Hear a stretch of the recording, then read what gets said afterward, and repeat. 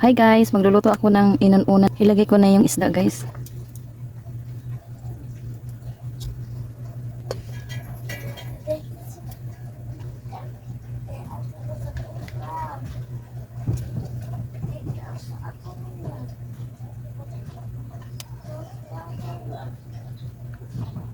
Bawang.